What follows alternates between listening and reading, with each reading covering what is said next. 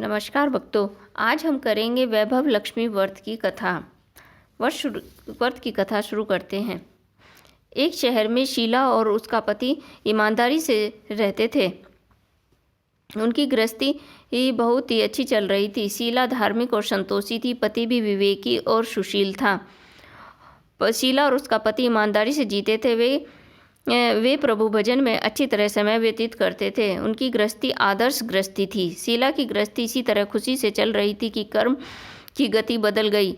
विधाता के लिखे लेख को कौन समझ सकता है। इंसान का नसीब पल भर में राजा को रंक बना देता है और रंक को राजा। शीला के पति के पिछले जन्म के कर्म भोगने को बाकी रह गए होंगे कि वह बुरे लोगों से दोस्ती कर बैठा। वह जल्द से जल्द करोड़पति होने के ख्वाब देखने लगा, इसलिए वह गलत रास्ते पर चढ़ गया और करोड़पति की बजाय रोड़पति बन गया। यानी रास्ते पर भटकते भिखारी जैसी उसकी हालत हो गई थी। शहर में शराब, जुआ, रेस, चरस, गांजा, बदिया फैली हुई थी। उसमें शीला का पति भी फंस गया। दोस्तों के साथ उसे भी शराब की आदत हो गई। जल्द से जल्द पैसे वाला बनने की लालच में दोस्तों के साथ रेस, जुआ भी खेलने लग गया। इस तरह बचाई हुई धनराशि, पत्नी के गहने, सब कुछ रेस जुए में गंवा दिया था। इसी तरह एक वक्त ऐसा भी था कि वह सुशील पत्नी शीला के साथ मज़े से रहता था और प्रभु भजन में सुख शांति से व्यतीत करता था। उसके बजाय घर में दरिद्रता और भुखमरी फैल गई। सुख से खाने की बजाय 2 वक्त के भोजन के भी लाले पड़ गए और शीला को रोज पति की गालियां खाने का वक्त आया था। इस तरह शीला असहाय दुख सहते सहते प्रभु भक्ति में वक्त बिताने लग गई।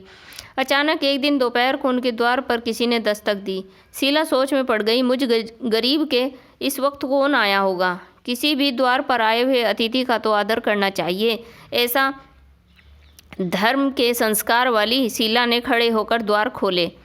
देखा तो सामने एक माजी खड़ी हुई थी। वे बड़ी ही उम्र की लगती थी, किंतु उनके चेहरे पर अलौकिक तेज निखर आ रहा था।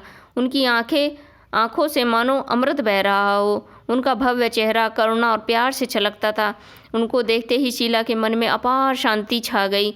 वैसे शीला इस माजी को जानती नहीं थी, फिर भी उनको देखकर शीला के रोम रोम में आनंद आ गया।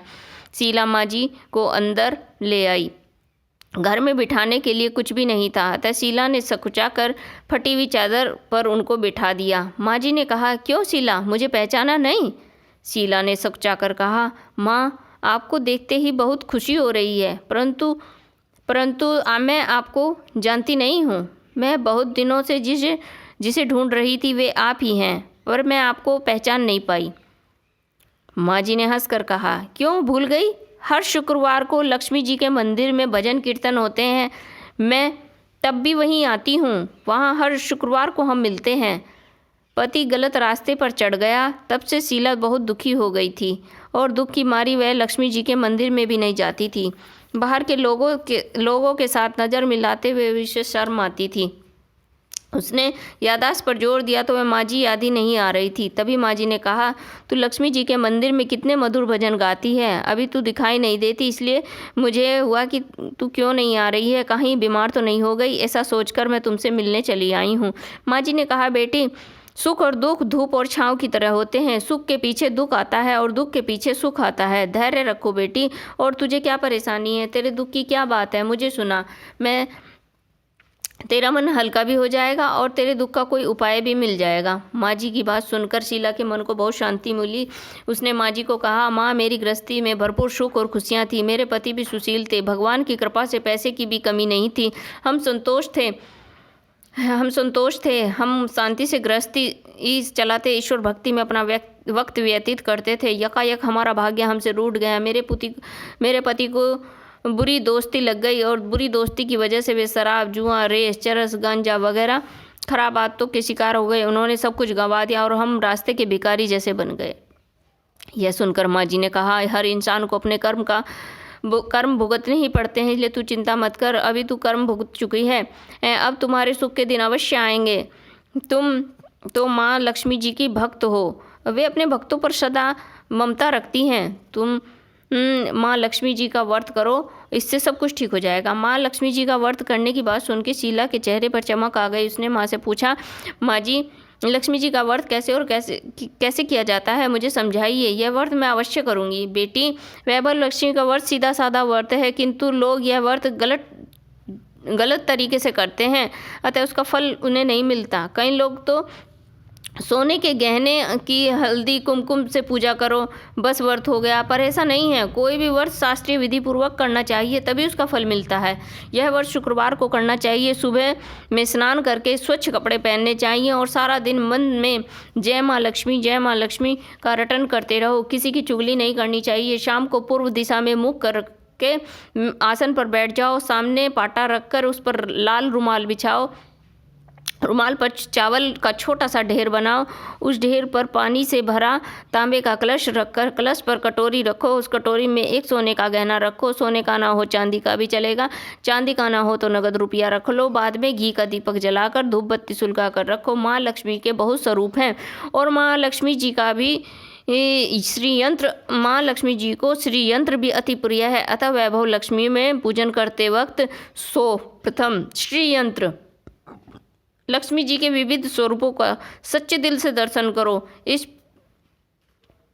सच्चे दिल से दर्शन करो। उसके बाद लक्ष्मी जी का सत्वन का पाठ करो। बाद में कटोरी में रखे हुए गहने, रुपये, हल्दी, कुमकुम, चावल चढ़ाकर पूजा करो और लाल रंग का फूल चढ़ाओ। शाम को कोई मीठी चीज़ बनाकर उसका प्रसाद रखो। न हो सके तो शक्कर गुड़ भी चल सकता है। फिर आरती करके 11 बार सच्चे हृदय से जय माँ लक्ष्मी बोलो। बाद में 11-21 शुक्रवार का यह व्रत करने का दृढ़ संकल्प माँ के सामने करो। आपकी जो मनोकामना हो वह पूरी करने को माँ लक्ष्मी जी को विनती करो। फिर माँ को प्रसाद बांट दो। माँ का प्रसाद सबको बांट दो और थोड़ा सा प्रसाद अपने लिए रख लो। अगर आप में शक्ति हो तो सारा दिन का उपवास रखो। सिर्फ प्रसाद खाकर शुक्रवार करो।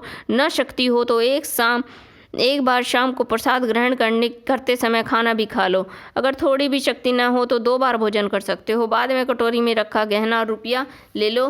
कलश का पानी तुरंत तुलसी की क्यारी में डाल दो और चावल पक्षियों को डाल दो। इस व्रत के प्रभाव से सब प्रकार की विपत्तियां दूर होकर आदमी मालामाल हो जाता है। संतान न होने पर संतान प्राप्ति होती है। सौभाग्यवती स्त्री का सौभाग्य अखंड रहता है। कुंवारी लड़की का मनभावन पति मिलता है। शीला यह सुनकर आनंदित हो गई।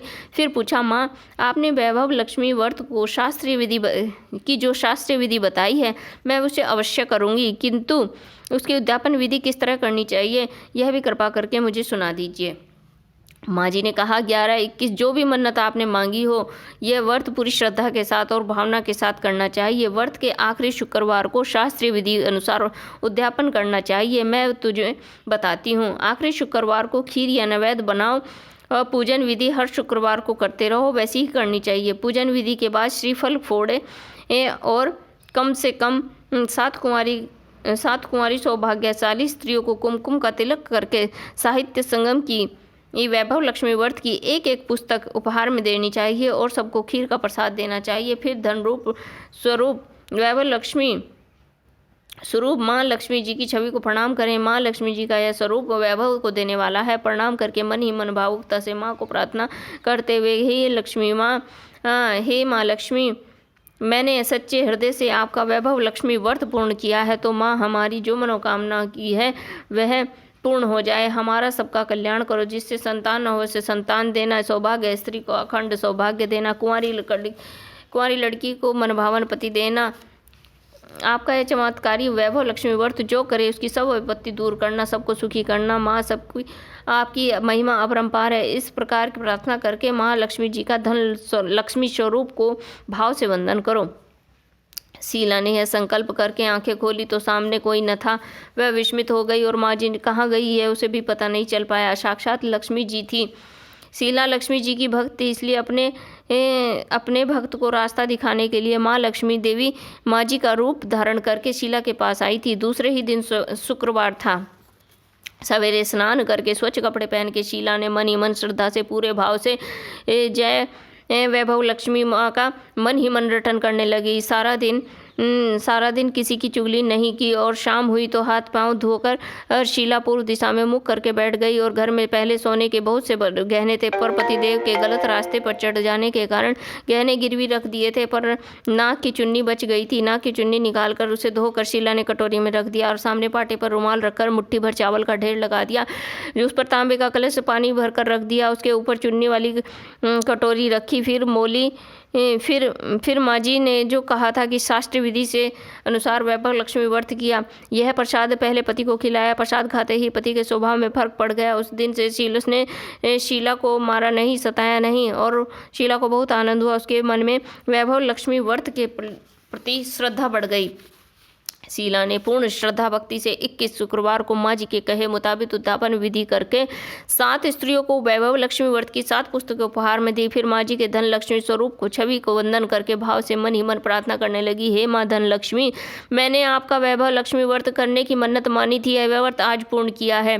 हे माँ, मेरी हर विपत्ति दूर करो, मैं हमारा कल्याण करो, जिससे संतान न हो से संतान देना, सौभाग्यवती स्त्री का अखंड सौभाग्य देना, कुंवारी लड़की को मनभावन पति देना। जो आपका यह चमत्कारी व्यर्थ करेगा उनकी सब विपत्ति दूर करना, सबको सुखी करना। हे माँ, आपकी महिमा अपरंपार है। ऐसा बोलकर लक्ष्मी जी के धन लक्ष्मी स्वरूप की छवि को प्रणाम किया। इस तरह शास्त्रीय विधि पूर्वक शीला ने श्रद्धा से व्रत किया। उसे तुरंत ही फल मिल गया। उसका पति गलत रास्ते पर चला गया था, वह अच्छा आदमी हो गया और कड़ी मेहनत करके व्यवसाय करने लगा। माँ लक्ष्मी के वैभव व्रत के प्रभाव से उसको अधिक मुनाफा होने लगा और तुरंत ही शीला के गिरवी रखे हुए गहने छुड़ा लिए। घर में धन की बाढ़ सी आ गई। घर में पहले जैसी सुख संपत्ति छा गई। वैभव लक्ष्मी व्रत का प्रभाव देखकर मोहल्ले की स्त्रियां भी शास्त्रीय विधि पूर्वक वैभव लक्ष्मी व्रत करने लगी। हे माँ धन लक्ष्मी, आप जैसे शीला पर प्रसन्न हो, इसी तरह आपका यह व्रत करने वाले सब पर प्रसन्न होना, सब सुख शांति देना। जय धन लक्ष्मी, जय माँ वैभव लक्ष्मी। बोलो लक्ष्मी माता की जय।